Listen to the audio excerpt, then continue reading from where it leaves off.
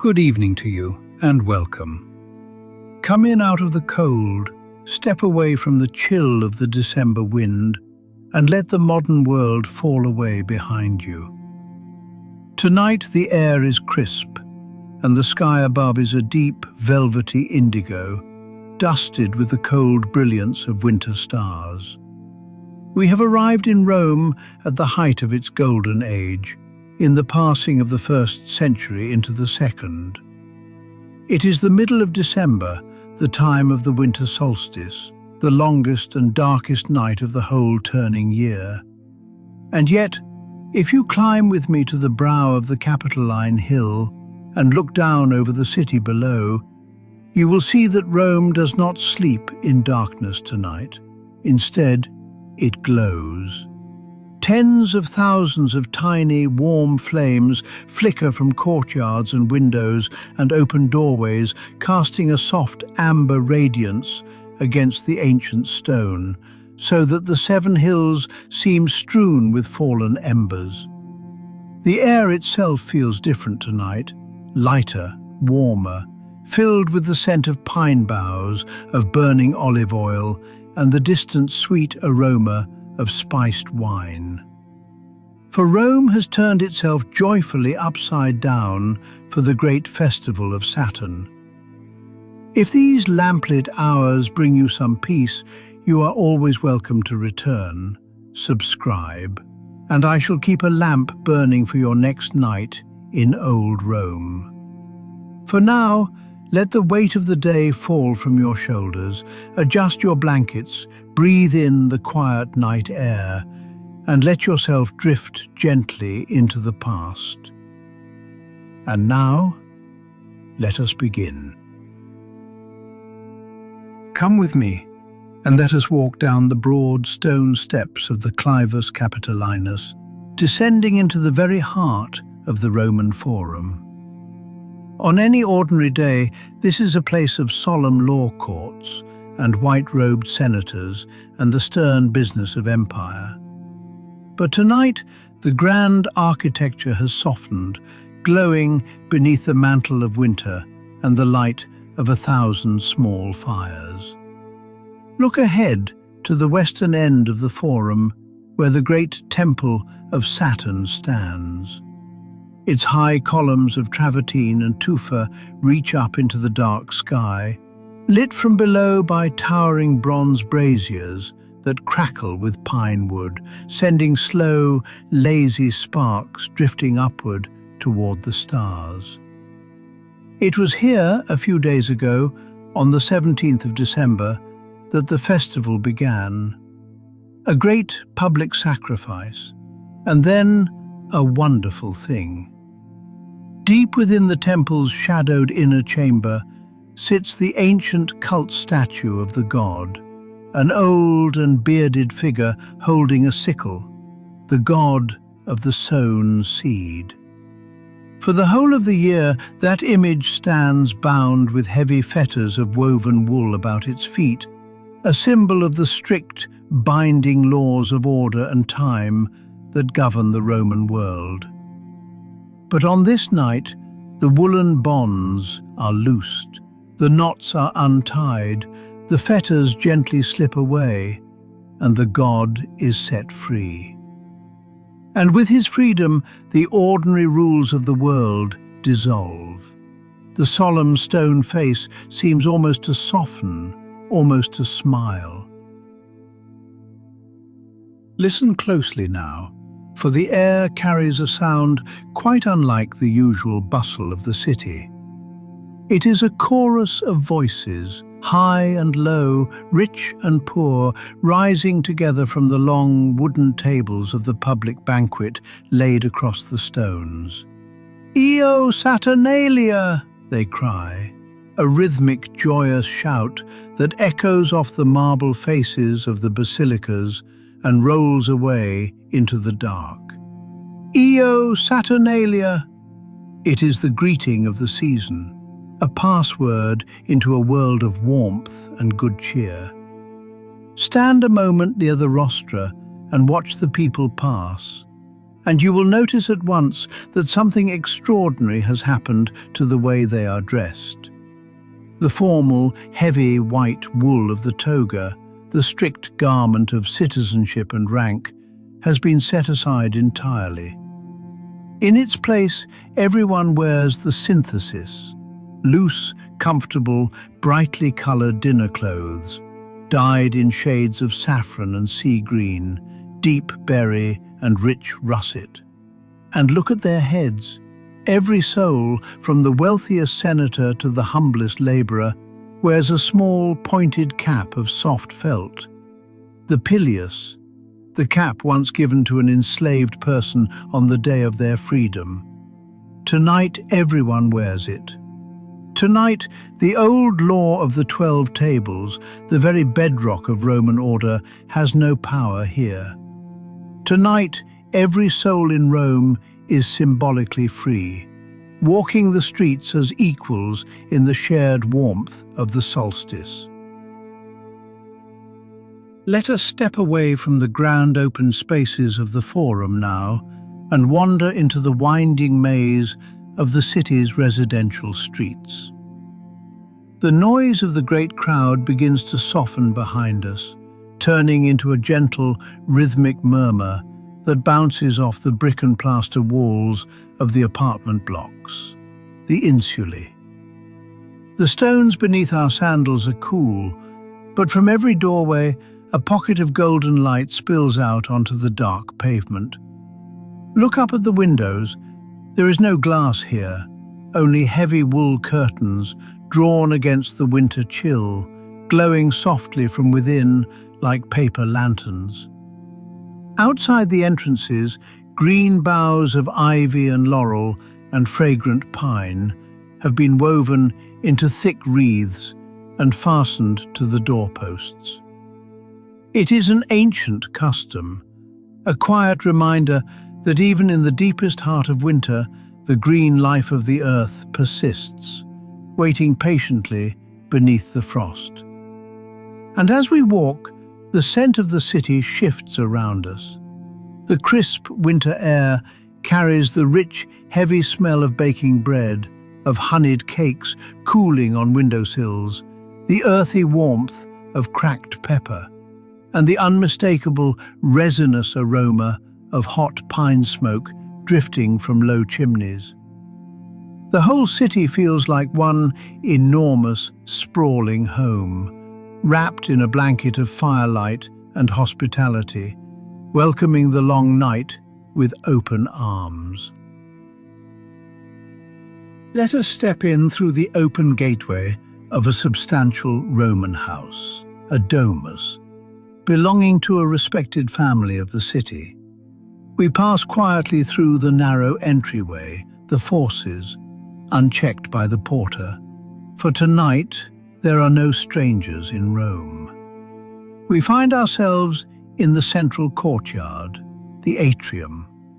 The sky above is a square of deep black velvet, framed by the opening in the roof. But below, the space has been transformed into a sanctuary of warmth. Small terracotta oil lamps, shaped like little boats and shells, are nestled everywhere, along the ledges of the walls, on low bronze tripods, floating even in the still water of the central pool, the impluvium. Their small golden flames dance in the gentle draught, casting long, soft shadows that play across the brightly painted frescoes. In the corner stands the lararium, the shrine of the household gods. Tonight, the little bronze figures of the Lares, the protective spirits of the home, have been polished until they gleam like gold and crowned with tiny wreaths of woven violet leaves. A small dish of dates and figs has been set before them as an offering. The master of the house stands there a moment, gently lighting the shallow lamps at their feet, whispering a quiet prayer of thanks for the year that has passed, and asking their care for the year to come. The thin blue smoke curls upward, catching the amber light. The house feels deeply grounded, safe, and ancient, a fortress of domestic peace against the vastness of the winter night.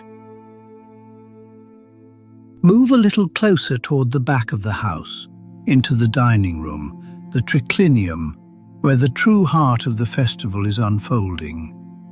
A large, low table is spread with fine linen, and around it are arranged the padded dining couches.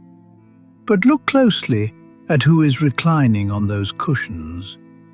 It is the enslaved members of the household, the cooks, the secretaries, the weavers, the young running boys, dressed tonight in the finest colourful tunics, their felt caps tilted playfully on their heads. And standing behind them, serving them with careful attention, are the master and mistress of the house. The master, a man who tomorrow will wield the full authority of the law, is at this moment balancing a silver platter of roasted meats and stewed plums, pouring wine with a gentle, deferential smile into the cup of his own household clerk. This is the great social inversion of Saturnalia. For a few short days, the heavy wheel of hierarchy stops turning. The master becomes the servant becomes the master. There is no resentment here, and no fear. It is a gentle, ritualized loosening of power that lets everyone breathe and laugh, and remember that beneath the titles and the chains, they are all simply human beings, sharing the same brief journey under the same winter stars. From the kitchen at the back of the house, a mouth-watering medley of scents drifts out to fill the rooms. We can hear the soft hiss of meat roasting on a spit, the gentle bubbling of a rich stew in a great bronze pot. A cook, her face flushed from the heat of the fire, is pounding herbs with a mortar and pestle in a slow, rhythmic, hypnotic beat. She has served this household all year, but tonight, the final dish, a perfectly baked honey cake, will be carried out by the master himself and presented to her, the cook, as the guest of honor at the feast. The tradition is held sacred. Every dish tonight is prepared with a little extra care, every spice a touch more generous, because tonight the food is a gift of love and not a duty. She tastes the stew from a wooden spoon, her eyes closing in concentration, and adds a final pinch of salt. She is a kind of alchemist, working the simple magic of copper and clay and fire, creating not merely sustenance, but the very essence of Saturnalia. She glances toward the dining room, where the couches have been arranged not in the strict order of rank, but drawn into a loose circle, so that everyone, master, freedman, friend, and servant, can see each other face to face, as companions in this one shared feast. The noise of the city outside, still faintly audible, softens now to a distant, contented hum, like the sound of a great, slow river. The sound of a sleeping city, dreaming of joy. The conversation around the table is lively now, filled with an easy, unhurried laughter that carries no edge. In the center of the room, standing on a low stool, is a young man who has been chosen by the role of a single die to be the Saturnalicious princeps, the king of the Saturnalia, the lord of misrule. He wears a mock crown of dried ivy leaves and a cloak of bright, mismatched colors. And for this one night, his word is absolute law, though his commands are delightfully absurd. He points a finger at a dignified old banker, normally so stern and frugal, and orders him to take off his warm tunic and dance a clumsy jig upon the cold marble floor. And the old man does it, his felt cap flopping in time to the roaring delight of the room. He commands another to deliver a solemn poem in praise of a turnip, and a third to sing a foolish song about a mouse who stole a piece of cheese from the Temple of Jupiter. There is a beautiful, liberating silliness to it all. It is the laughter of a whole society letting go of its breath, releasing the rigid dignity and constant pressure of Roman public life. The heavy burdens of status, of reputation, of grave Roman virtue are lifted from every shoulder. And for a little while, they are all simply people, gathered in the warm lamplight, finding joy in the small, foolish freedom of the moment. Near the edge of the dining room, away from the grand table, a smaller group has gathered around a low wooden table by the light of a single, thick candle. Here, the dice are rolling. During any other month of the year, gambling with dice is strictly forbidden by Roman law, viewed as a vice that ruins character and breeds discord. But during Saturnalia, the prohibition is lifted, and the tali, the little knuckle bones of polished bone, are brought out with great excitement. Listen to their dry, clicking sound as they tumble across the smooth wood, followed by soft groans and bright bursts of laughter. They are not playing for fortunes tonight. The stakes are deliberately small and gentle. They gamble for hazelnuts and walnuts, for handfuls of sweet chestnuts, for a few copper coins of little value. A young girl, the daughter of the house, rolls the bones and achieves the famous Venus cast, the highest possible throw, each of the 4 knuckle bones showing a different face, and wins a great pile of walnuts from her grandfather, who covers his face with his hands in mock despair. The nuts click against one another as they are swept across the table, a comforting, rhythmic sound that speaks of simple pleasures, of time spent together with no purpose in the world beyond being here, in the glowing circle of the lamp.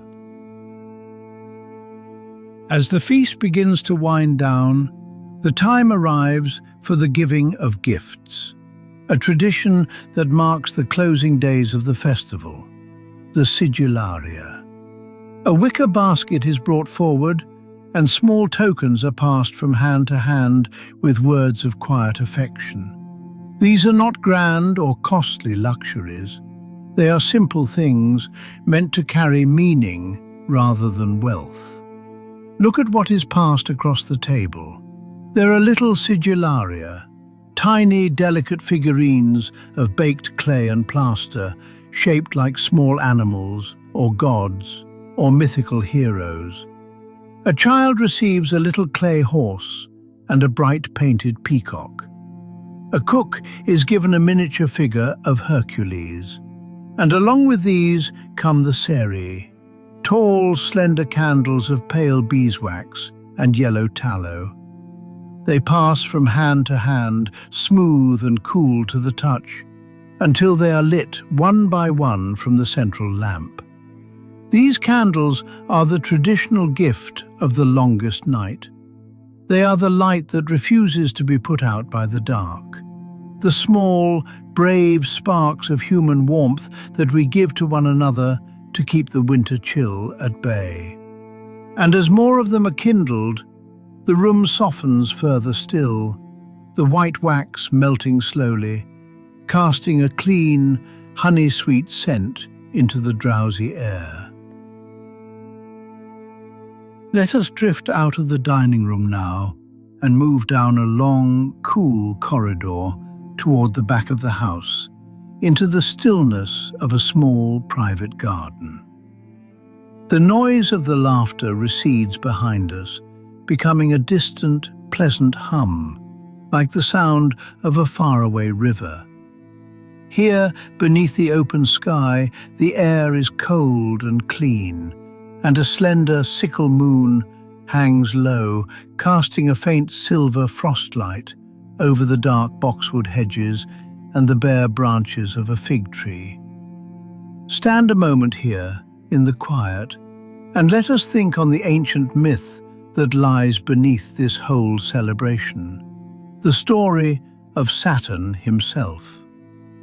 Long before Rome was a city of stone and iron, long before there were emperors or legions or laws, Saturn ruled over this land, and it was the Aurea Aetas, the Golden Age. In those first days, the poets tell us, there was an eternal spring. The earth, unbroken by the heavy plough and untouched by the sweat of labour, gave forth its fruits and its grain and its wild honey freely to all who hungered. There were no boundaries between fields, no fences, and no private property. And most beautiful of all, there were no masters and no slaves. All human beings lived in perfect equality, sharing the abundance of the world in peace, free from the shadow of war or greed or the heavy passage of time. Saturnalia, you see, is not merely a festival. It is a deliberate, tender attempt to step backward into that lost golden age, if only for a few short days. By freeing the god from his woolen bonds, by setting aside the toga, by reversing the roles of master and servant, the Romans briefly recreate that ancient world of perfect equality and plenty. It is a reminder that beneath the complex, often harsh machinery of civilization, there remains a fundamental, shared humanity. A memory of a time when nature was a gentle mother, and all people lived as one family. Standing here in this cold garden, surrounded by the dark, sleeping plants, you can feel the deep comfort of that old philosophy. The world may be difficult, the laws may be rigid, and the winter may be long. But for this brief season, the city remembers its roots in the earth. It allows itself to believe, just for a little while, in a world where our hands are empty and we feel no need to grasp. The wine is sweet, the fire is warm, and the story is a lullaby that we tell ourselves against the cold. A quiet assurance that no matter how dark the night may grow, the fundamental goodness of the world remains intact, sleeping just beneath the surface of the soil, waiting patiently for its time to return. Now look up, through the bare branches, at the deep expanse of the winter sky. This night is the solstice, the very turning point of the year. The Romans have an old word for it, solstitium, the standing still of the sun, when the great light seems to pause at the furthest, lowest point of its long journey. It is the moment when the dark reaches its absolute height, holding the world in a long, silent embrace. But beneath the stillness of this longest night, there runs a quiet and powerful undercurrent of hope. For the Romans know deep in their bones that from this very hour the great sun, Sol, will begin his slow, imperceptible return. Tomorrow the day will be a fraction of a minute longer. The light will begin its long, patient climb back toward dominion. The solstice is not a mourning of the dark, but a quiet salutation to the returning light. And so the thousands of candles and lamps burning across the 7 hills are more than mere decoration. They are small, human imitations of the sun, a gentle, sympathetic magic to coax the great fire back into the sky and to keep the world warm until it comes. It is a time of rest, a necessary pause in the vast cycle of nature, where the earth sleeps deeply, gathering its strength in the cold dark, so that one day the seeds of the coming spring may break through the softened ground. The hour is growing very late now, and a deep, heavy quiet is beginning to settle over the great city. Let us wander back through the streets, which are emptying and stilling around us. The joyous shouts of Saturnalia have faded into silence, leaving only the soft, ambient sound of the winter wind whispering through the high porticos of the temples. The public banquets in the forum have ended. The long wooden tables stand empty beneath the moonlight, dusted with the pale ash of the dying braziers. The torches have burned down to a low glow of red embers, casting a faint warm blush upon the marble paving stones. Far below, the Tiber flows dark and silent beneath its bridges, holding the faint silver reflection of the sickle moon. One by one, the small lights in the windows of the insulae and the domus are winking out, as families finally surrender to the pull of sleep. The city is tucking itself in, wrapping itself in the warmth of its homes and the lingering spirit of the festival. The long night has performed its ancient magic, softening the edges of the grand metropolis, turning the very center of the empire into a place of profound, drowsy peace. We step back now into the small chamber where our journey began. The house around us is entirely given over to sleep. In the dining room, a single servant, still wearing his felt cap, moves quietly among the couches, pinching out the wicks of the little oil lamps one by one, each releasing a final thread of dark, fragrant smoke. The dice have been gathered back into their leather pouch, and the small clay figurines rest safely on the shelves. Everyone is asleep now. The masters, the servants, the children, all resting together in the quiet equality of the night. The great inversion of Saturnalia held for these last dark hours in a gentle and companionable silence. Only one lamp is left burning, a small, simple terracotta lamp, its reddish clay worn smooth by years of handling, decorated with a single carved vine leaf, resting on a low wooden table beside the couch. Its flame is small and steady and perfectly quiet, casting a gentle circular pool of light that illuminates the grain of the wood. The air in the room is cool, but the bed is piled high with thick, soft blankets of woven wool, smelling faintly of lavender and cedar. The world has narrowed gently to the small, warm circle of that single low-burning flame, and we are inside it, and it is warm, and it is safe.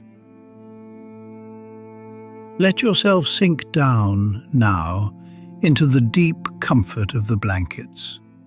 Feel their heavy, soothing warmth envelop you completely, holding back the winter cold on the far side of the wall.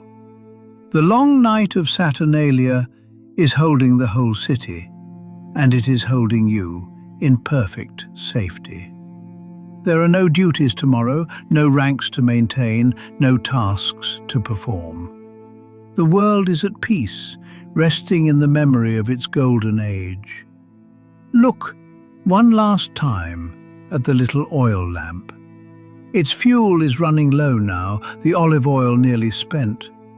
The small flame shrinks gently, turning from a bright yellow to a deep, warm orange, and sinks lower and lower, its light softening to a faint, sleepy glow that barely kisses the darkness. It holds steady for one long moment, a single, unwavering point of light in the vast, quiet dark.